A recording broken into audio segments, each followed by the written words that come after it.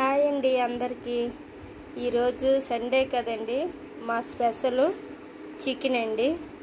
ఆ చికెన్ సింపుల్గా రాని వారైనా ఈజీగా ఎలా చేయాలనేది నేను ఈ వీడియోలో చూపిస్తానండి.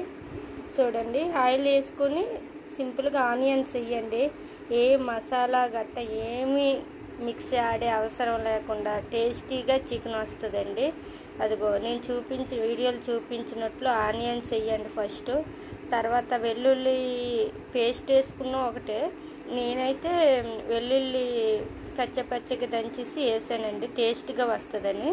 పచ్చిమిర్చి కూడా వేసుకోండి. అందులోని ఉప్పు, కారం, పసుపు, కొంచెం చికెన్ మసాలా వేసుకోండి.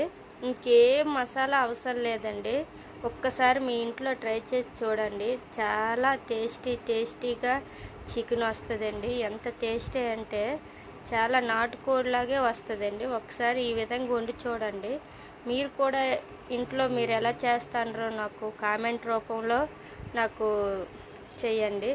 అదిగా ఆ విధంగా చికెను మొత్తం మసాలా మొత్తం వేగిన తర్వాత, ఉల్లిపాయలు, టమాటా అన్నీ వేగిన తర్వాత చికెను ముందుగుండగా నేను కడిగి నానబెట్టుకొని ఉంచుకోనండి.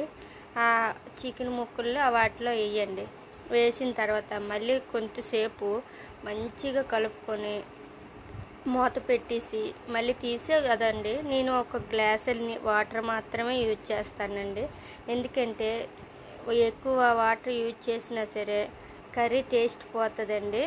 అలా టేస్ట్ పోకుండా నేను కొంచెం వాటర్ వేసి, గ్లాసుల వాటర్ వేసి నేను సిమ్లో పెట్టి ఉడికించుకోనండి. చూడండి, ఎంత చూస్తుంటేనే తినాలనిపిస్తుంది. చూడండి ఎంత మంచిగా ఉంది. వేడి వేడి అన్నంలో అలా తిని చూడండి. గ్రేవీ కొంచెం ఉంటే చాలండి, చాలా టేస్టీగా వస్తుందండి. ఒక గ్లాస్ వాటర్ వేసుకోండి. మంచిగా వేగిన తర్వాత లాస్ట్లో ఒక గ్లాస్ వాటర్ వేసుకోండి.